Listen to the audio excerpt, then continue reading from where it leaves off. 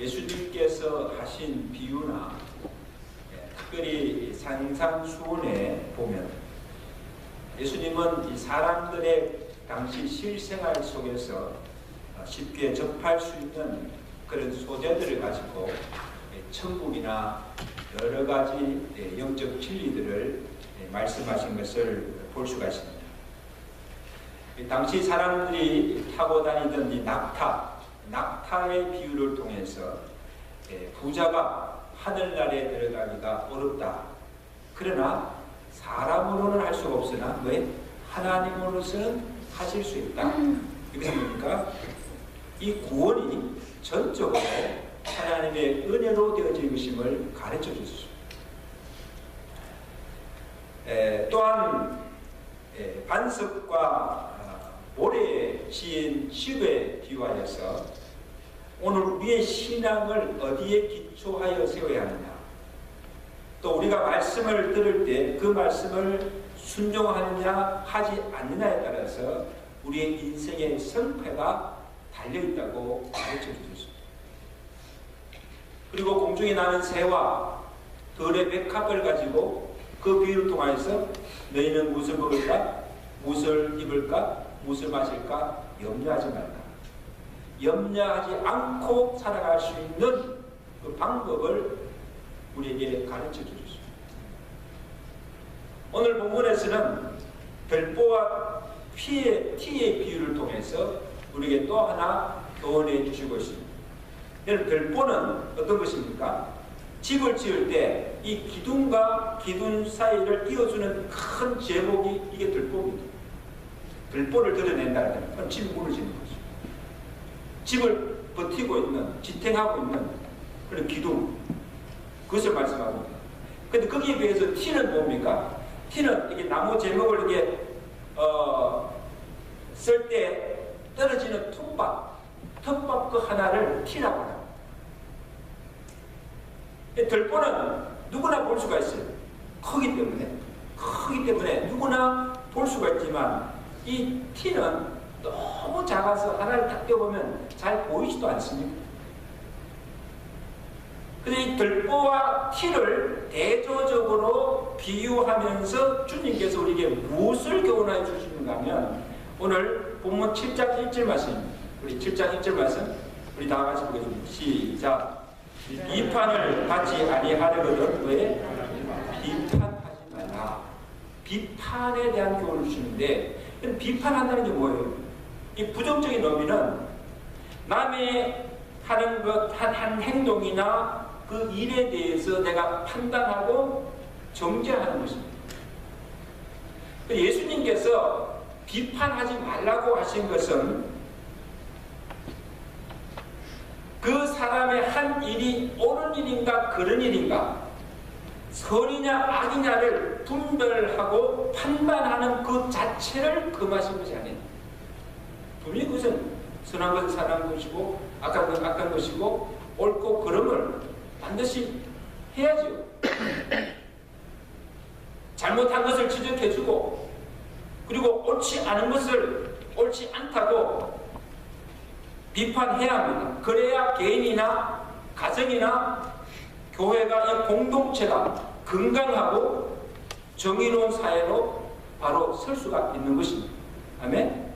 그런 비판 없이 그냥 그대로 간다면 가정이 바로 설 수 없고 공동체가 바로 설 수가 없습니다.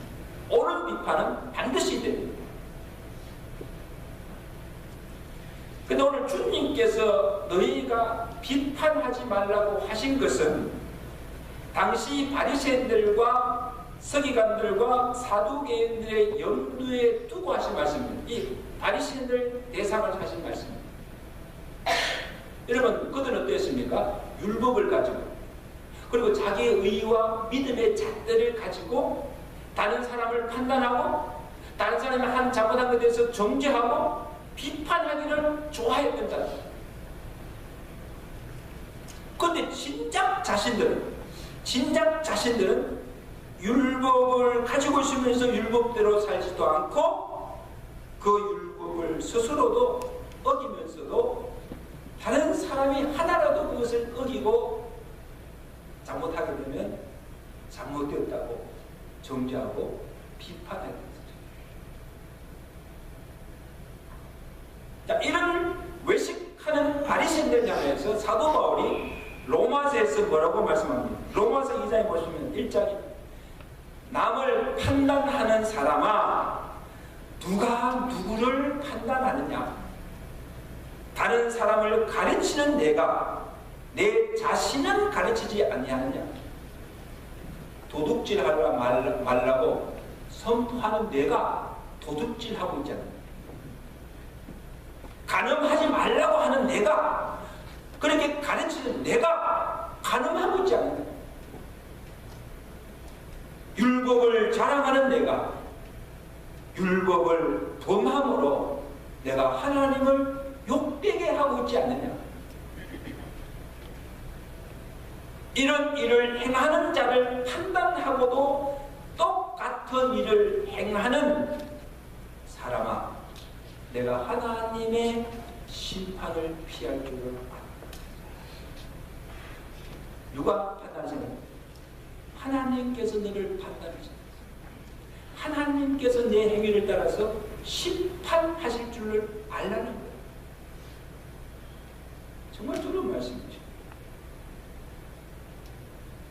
여러분, 이것이 비단 바리새인들과 사도개인들에게만 있는 것이 아니고 오늘 주님께서 오늘 우리를 보실 때도 이 아담의 재생되는 본성을 타는 우리 모두에게 이러한 죄성들이 있다는 사실, 예외가 없다는 거예요. 아담이 하나님께서 따먹지 말라고 한 그 선악과를 따먹었어요. 범죄했죠. 그리고 그것을 따먹은 후에 어떻게 되었습니까? 정말 눈이 밝아져서 하나님과 같이 되었어요. 제일 먼저 아담에게 나타난 본성이 뭔가 하면 죄를 감추는 거예요. 부인하는 거예요. 그리고는 또 하나의 뭔가 남을 정죄하고 비난하는 것입니다. 그래서 하나님께 범죄하여서 하나님이 같이 들어와서 동산 나무 뒤에 있는 이 아담을 하나님 찾아오셨잖아요. 아담아 내가 있느냐? 아담이 내가 여기 있나이다. 아담이 하나님 있었을 때 하나님께서 아담에게 하신 말씀이 뭔가 하면 내가 내게 먹지 말라고 한 그 명한 그 나무를, 열매를 내가 먹었느냐? 내가 범죄하였느냐? 그렇게 물었어요. 그러면 여러분, 정말 아담이 실제 따먹었잖아요. 범죄했잖아요. 그때 하나님께 물었을 때, 예, 하나님, 내가 하나님의 말씀을 거역하고 내가 따먹고 범죄하였습니다. 솔직하게 자기 죄를 시인하고 하나님께 말했다면 얼마나 좋았습니까? 그렇게 하지 않았습니다. 자신의 죄는 보지 않고 그것을 다른 사람에게 전가하고 다른 사람에게 불행하는 것을 보게 됩니다. 창세기 3장 12절에 아담이 하나님께 뭐라고 지금 변명합니까? 하나님이 내게 주셔서 나와 함께 하신 여자, 그가 누구예요? 하나님이 내게 주신 그 여자가 그 나무를 내게 줌으로 내가 먹었네. 얼마나 비고 남자답지 못해. 이 말은 뭐예요? 그 여자가 내게 열매를 먹으라고 주지 않았다고 하였다면 내가 그것을 먹지 않았을 것입니다. 그리고 내가 하나님 앞에 죄를 짓지도 않았을 것입니다. 내가 범죄한 것은 하나님이 내게 주신 그 여자 때문입니다. 요즘 아담과 그랬습니까? 그 다음에 하나님께서 하와를 찾아오시죠. 너는 왜 그렇게 하느냐? 하와는 또 누구에게 불행합니까? 뱀이 나를 꿰물어 내가 먹었습니다. 그 누구도 내가 잘못했습니다. 내가 범죄했습니다.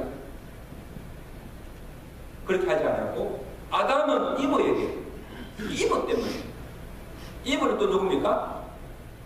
뱀이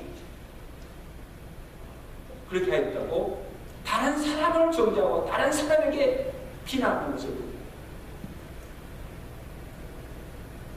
그러므로 우리는 아담 이후로 태어난 모든 사람들은 이런 죄된 본성이 우리에게 있다는 거예요.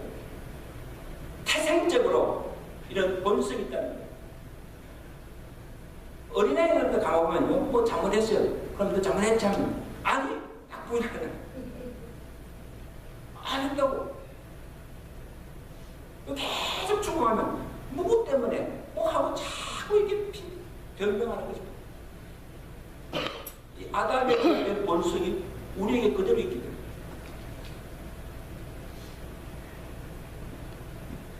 그리고 주님께서 그것을 아시고 이전에 형제의 눈 속에 있는 티는 보고 내 눈 속에 있는 뭐예요? 덜보는 보지 못하고 깨닫지 못하느냐, 그 말씀은 뭔가? 오늘 자신의 눈 속에 있는 덜보는 보지 못하고 형제의 눈 속에 있는 조그만 티를 보고 이러니 저러니 비난하는 그 이유가 뭔가 하면 바로 이 제약된 본성 때문에 하는 거예요.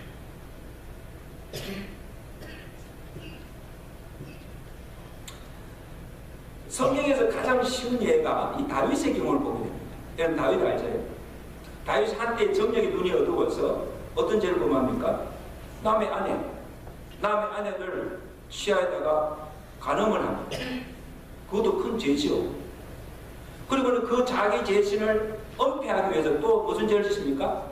자기의 충신 우리아를 전쟁터에 보내가지고 죽여버립니다. 그걸 다 은폐하게 했어요. 간음죄와 큰 살인죄를 범합니다. 그때 하나님께서 나단 선지자를 보내면서 그 다윗의 죄를 지적하는데 이 참 나단 선지자가 지혜롭게도 당신 간음했지, 살인했지 그렇게 이야기하지 않고 깨닫게 하기 위해서 한 가지 비유를 말합니다. 이야기를 들려줍니다. 한 성읍에 부자와 가난자가 있었는데 그 부자에게는 양과 소가 힘이 많았지만 이 가난한 사람에게는 왜 자기가 사서 딸같이 기르는 암양 새끼 한 마리밖에 없었다. 그 어느 날 어떤 행인이 부자의 집에 오게 될 때 이 부자가 그 행인을 대접하기 위해서 자기 많은 양과 소는 그대로 두고 무엇을 잡습니까? 가난한 사람에게 하나밖에 없는 그 암양 새끼를 빼앗아다가 그것을 잡아서 행인을 대접하여. 그래서 다윗이 그 이야기를 가만히 듣고 나서 갑자기 분노하여서 나단에게 합니다. 이 일을 행한 사람을 죽일지라 그가 불쌍히 여기지 아니하고 이런 일을 행하였으니 그 양 새끼를 몇 배나? 4배나 갚게 하라. 막 그냥 자기가 막 분개해가지고 막 이야기합니다. 가만둬서는 안 된다. 죽여야 된다. 지금 자기 자신은 남의 아내를 빼앗고 욕을 보이고 그리고 사람을 죽이기까지 한 그 엄청난 죄를 지었으면서 자신이 그걸 깨닫지 못하고 있는 거예요. 자신이 행한 죄는 보지 못하고 이 부자가 행한 죄만 악하다, 불의하다가 죽일 놈이라고 그렇게 막 비난하고 있다. 주님께서 지적하신 대로 다윗이 주님께서 그 이야기 들었을 때 주님께서 지적하신 대로 지금 자기 자신 안에 큰 들보가 있음을 자기가 보았다면 자기는 지금 그 부자보다도 더 악한 죄를 지은 자라고 안다고 한다면 감히 다른 사람의 꿈을 불의하다, 악하다, 죽일 놈이라고 비난할 수가 있겠느냐?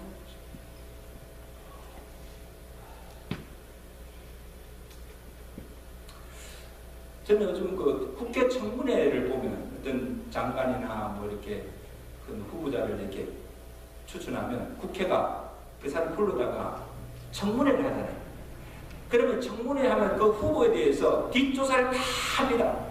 그냥 막 다 그 사람이 불법을 저지르는 거, 비리한 거, 뭐 하는 거 얼마나 잘 찾아내는지 막 다 찾아내가지고는 딱 앉혀놓고는 하나하나 지적합니다.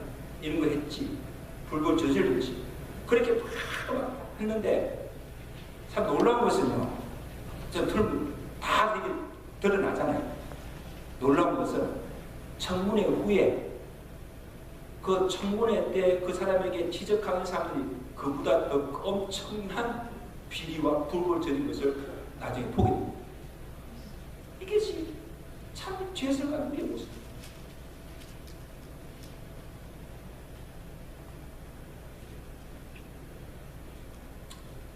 그러므로 오늘 주님께서 뭐라고 했습니까? 너희가 다른 사람을 비판하려거든 먼저 내 속에 있는 덜보부터 보라는 거예요. 지금 자기 안에는 어떠한 죄를 가지고 있는지를 먼저 자신을 먼저 살펴보라. 사절 말씀, 우리 사절 말씀, 우리 다 같이 계십니다. 사절 말씀 시작. 보라, 내 눈 속에 들보가 있는데 어찌하여 형제에게 말하기를 나로 내 속에 있는 피를 빼게 하라 하겠느냐. 외식하는 자여 먼저 내 속에 뭐예요? 들보를 빼어라. 그 다음에 그 후에야 밝히 보고 형제의 눈 속에 있는 뭐예요? 피를 빼라. 여러분, 내 눈 속에 있는 들보를 깨고 나면 티도 안 보여요. 그걸 볼 줄 아는 눈은 다른 사람의 눈이 보이지 않아요.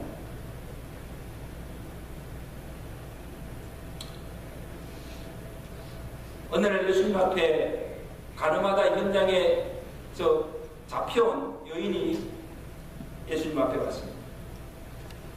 유대인들이 그 여인을 끌고 와서 정죄하면서 예수님께 이렇게 말합니다. 예수여, 율법에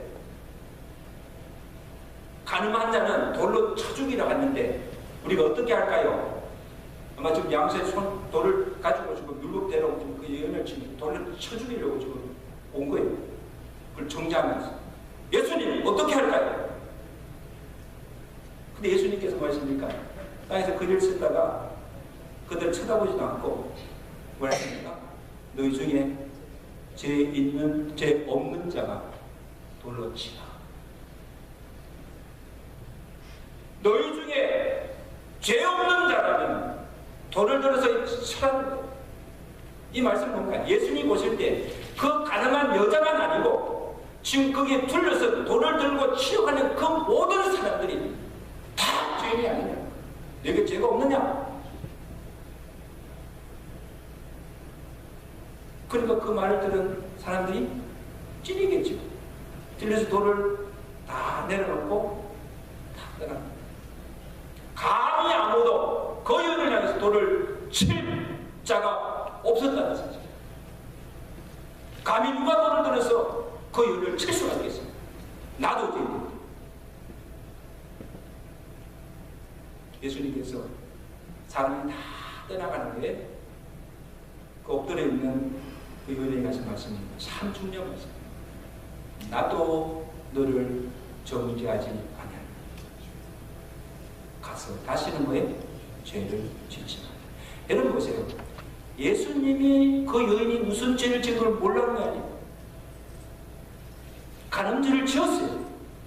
근데 예수님 나도 내 죄를 정죄하지 아니하노니 너를 정죄하지 않으니 너를 용서하였으니 이제는 너희가 가서 다시는 죄를 범치 말라.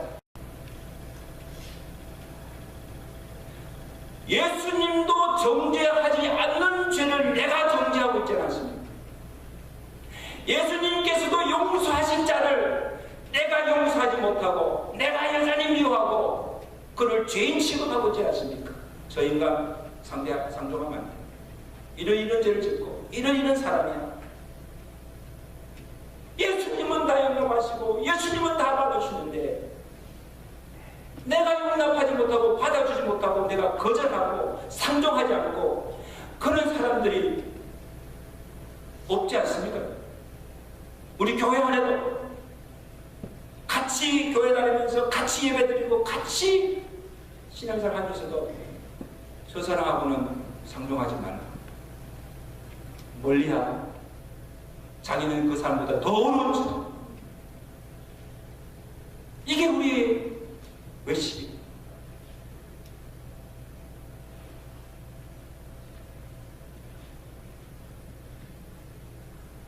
여러분, 주님은 우리의 모든 죄와 허물을 주의 볼에서 다 사해 주시고 용서해 주실 줄 믿습니다. 네. 우리는 용서받은 죄. 네. 용서받은 죄.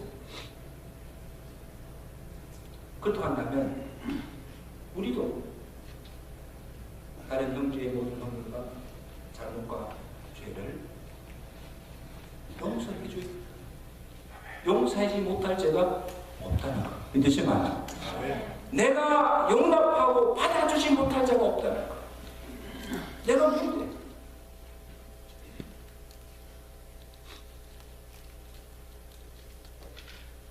나도 죄인인데 나도 죄와 허물이 많은데 내가 누구 한 누구를 정죄할 수 있습니까? 나도 부족하고 나도 불충한 것이 많은데 누구의 믿음을 내가 판단하고 이러니 저러니 할 수가 있습니까? 감히 할 수가 없습니다.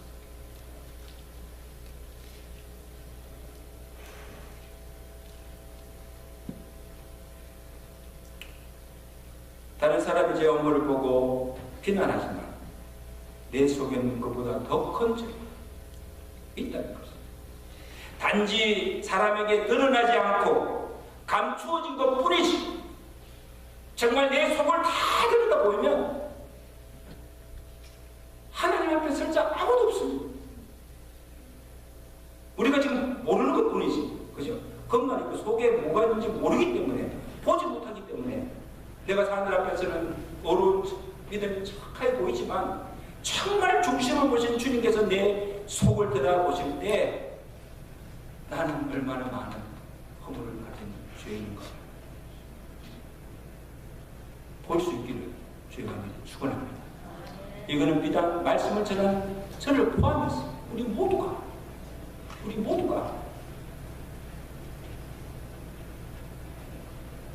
내가 누구인가를 나의 실체를 바로 알아야 하는 것입니다. 그러면 내가 누구를 함부로 판단하고 함부로 정죄하고 함부로 비판할 수가 없다.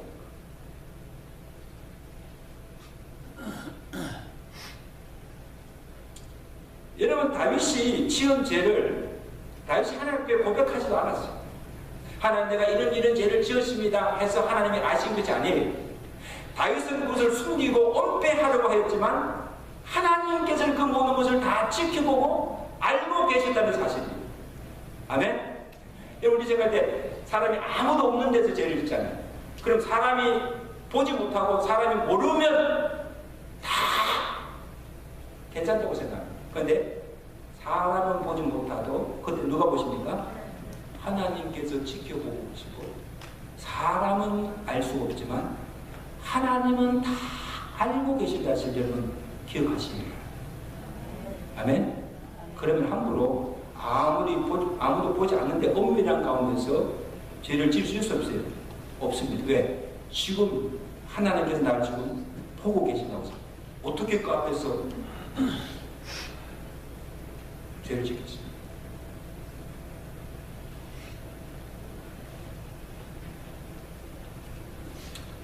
나단 선지자를 보내어서 그의 죄를 지적하시고 책망하십니다. 사무엘하 12장 7절에 나단이 그 이야기를 하고 나자 막 다윗이 막 분개하고 그 죽이려고 할 때 그때 나단이 뭐랍니까?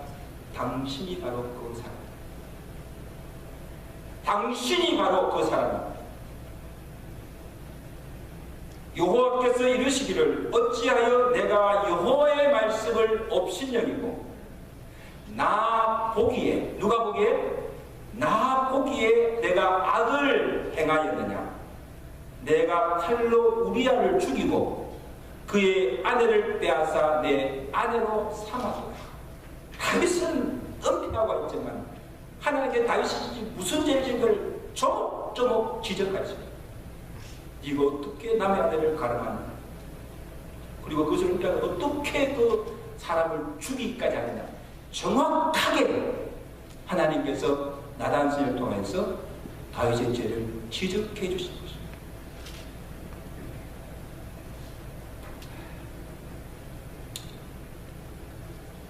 근데 참 그나마 다행한 일은, 정말 그나마 다행한 일은 다윗에게 정말 충정으로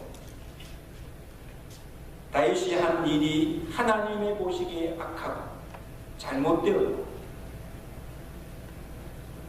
범죄하였음을 지적해주고 책망해주는 나단 선지자가 있었다는 사실입니다. 할렐루야. 이것은 다윗에게는 엄청난 축복입니다.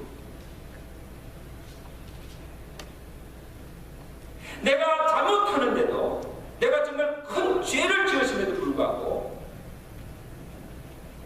내게 와서 그것을 지적해주고 책망해주고 충고조차 해주지 않는다고 한다면 이보다 더 큰 불행이 없습니다. 죄를 지었기 때문에 아닙니다. 회개할 수 있는 기회도 없잖아요.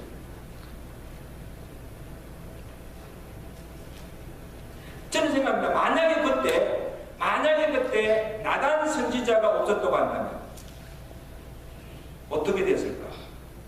아마 다윗은 자신이 지은 죄가 무슨 죄인지를 알면서도 끝까지 그 죄를 감추고 은폐하고 회개치 않았을 것입니다. 만약 그렇게 생각하면 다윗은 그의 죄가 사함받지도 못하고 그 다음에 다윗의 일생은 그것으로 끝날 것입니다. 하나님께서 그를 버렸을 것입니다. 그죠? 그런데 어떻습니까? 그 이후로도 하나님께서 다윗의 모든 죄를 사해 주시고 그 다음에 그를 다시 왕으로 세우시고 이 다윗을 통해서 하나님의 그 모든 역사를 이루고 가신 줄로 믿습니다. 내가 다윗을 통해서 내 모든 뜻을 이루리라고 하신 것을 보게 됩니다. 이것이 다윗의 위대함입니다. 자 보세요. 다윗의 위대함은 나단 선지자의 지적이나 비판을 달게 받았습니다. 적시로 자신의 죄를 깨닫고 회개하며 돌이켰다는 것입니다. 할렐루야. 이게 다윗의 위대함입니다. 여러분, 다윗은 왕이었어요. 만약에 나단 선지자가 자기 앞에 와서 그것을 지적하고 다윗이 신입니다 하고 책망하고 그렇게 했을 때 다윗이요 그거를 받아들이지 않을 수가 있었습니다. 자기 죄를 지적하고 책망한 나단 선지자를 잡아 가두어서 죽일 수도 있습니다. 우리아도 죽였는데 아무도 모르는 사실을 지금 자기 앞에 와서 그것을 지적하고 잘못되었다고 지적하는 그 사람을 가만두겠습니까? 붙잡아서 가두어 지도새도 모르게 죽이버려요.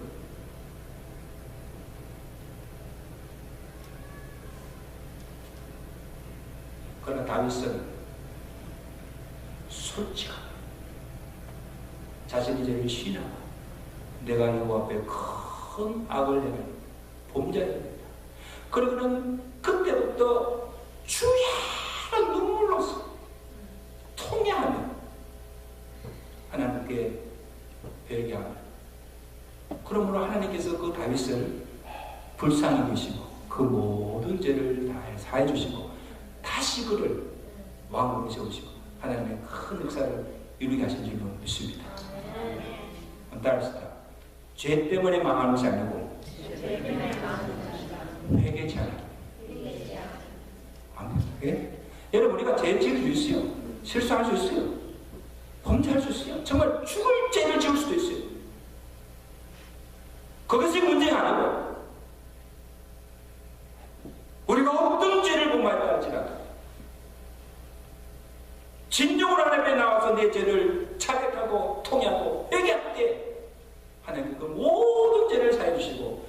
다시 우리에게 은혜를 베풀 신 줄로 믿습니다.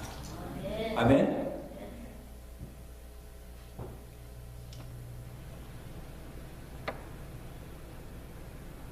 그러므로 좋은 비판은 잘못된 형제를 바로 잡아주고 바른 길로 인도해주며 실족하여 넘어진 형제를 바로 세워줍니다.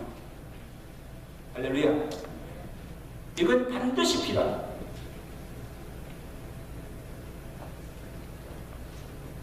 그런데 우리가 그것을 지적하고 책망하고 비판해 줄 때 주의해야 할 일이 있습니다. 그런 말 있잖아요. 죄는 미워야 돼. 뭐예요? 사람은 미워서. 근데 우리 보면 죄를 짓는 거 보면 참을 그 죄만 미워하는 것이 그 사람까지도 미워합니다. 그러고는 그냥 대하려고 하지 않습니다. 그거 잘못된 거죠. 죄는 밉지만 그 사람은 미워하지 않습니다. 또한 그에게 뭔가를 지적해주고 뭘 충고할 때 그 사람의 인격이나 자존심이나 마음에 상처를 줘서는 안 됩니다. 굉장히 조심해야 돼요. 이러면 우리 남에게 가서 다른 그 사람들을 지적해주고 충고, 장난할 때 정말 조심하지 않으면 오히려 더 큰 상처를 받게 되고 더 큰 화를 초래할 수가 있어요. 나는 좋은 뜻으로 좋은 의도에서 한 말이지만 그 사람에게 오히려 상처가 될 수 있어요. 영원히 씻을 수 없는.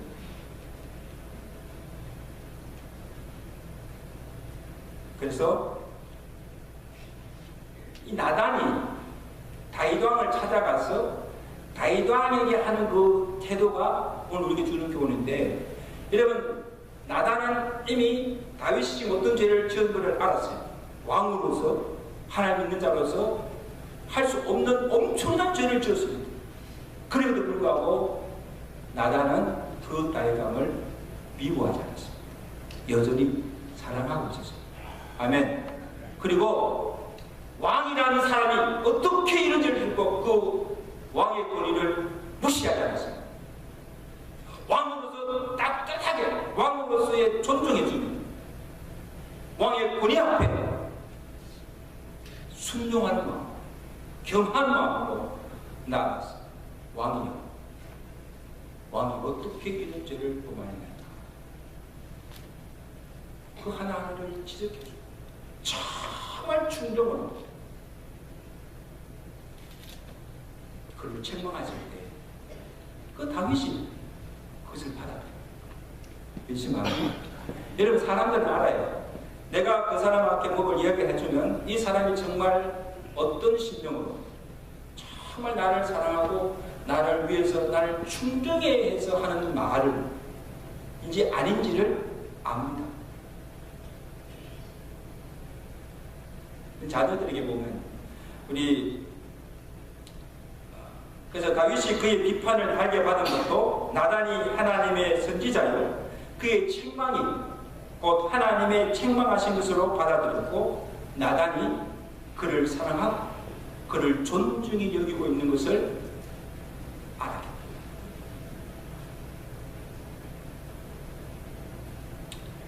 요즘 부모님에게 보면 가끔에 자녀들이 말 안 듣는다고 아무리 해도 말 듣지 않는다고 그렇게 이야기하는 사람인데, 근데 자녀들에게 딱 물어보면요, 자녀들은 또 다르게 이야기해요. 엄마 아빠가 하는 말이 다 옳다는 거예요. 그죠? 다 옳은 말이라는 거죠. 다 바른 소리고 다 옳은 건 아는데 기분이 나쁘다는 거예요. 왜? 무엇이 기분 나쁩니까? 자기를 대하는 책망하는 엄마 아빠의 태도가 벌써 마음을 상하게 합니다. 고운 말 나갑니까? 그리고 마음에 상처를 줍니다. 그냥 네가 이렇게 했으니까 이렇게 하라고 하면 되는데 거기다가 뭐라고 하니까 오히려 그냥 자기가 잘 하려고 하다가도 그냥 이 마음이 상해버려요.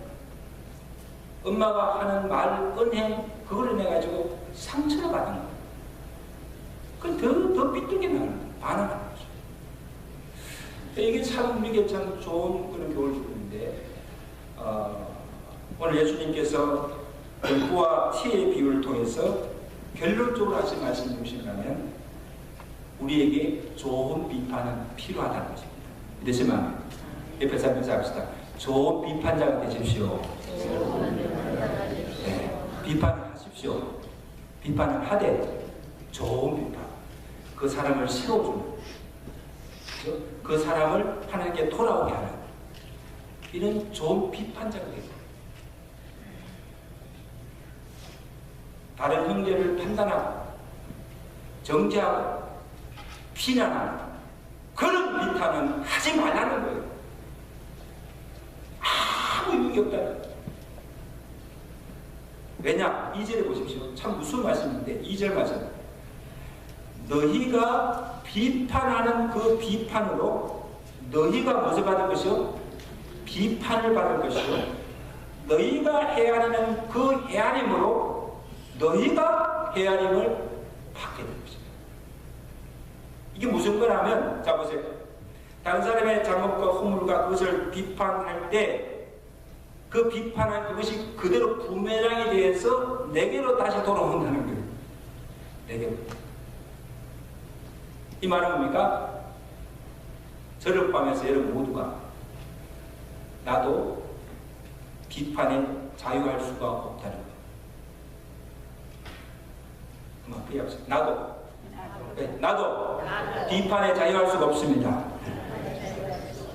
나도 내가 다른 형제를 비판하는 그 죄를 지을 수 있고 그 실수를 할 수 있고 나도 그런 일을 범할 수가 있다는 거예요.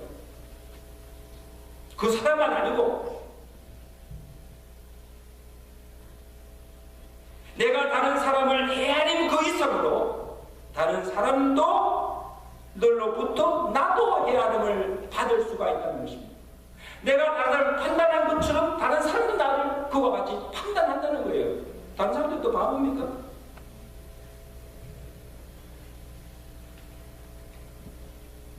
그리고 지금 우리가 이 세상에서만 아니고 이 세상에서만 아니고 우리는 마지막 날에 누가 앞에서입니까? 모두가 다 하나님 앞에 서서 하나님의 심판대 앞에 서서 우리가 행한 말, 우리가 행한 그 모든 행위를 아시는 하나님께서 행위를 따라서 우리를 판단하시고 우리를 심판하실 것입니다. 믿으시면 아멘. 그 하나님의 심판을 피할 자가 아무도 없다. 여러분 그것을 생각하면 정말 내가 지금 무슨 말을 하고 있고 내가 지금 무슨 행동을 하고 있고 하나님께서 다 카운트하고 계신다는 것을 기억하시고 정말 하나님의 그 심판을 두려워 떨림으로 진실되게 살아가시는 저와 되시기를 주간히 축원합니다. 축원합니다.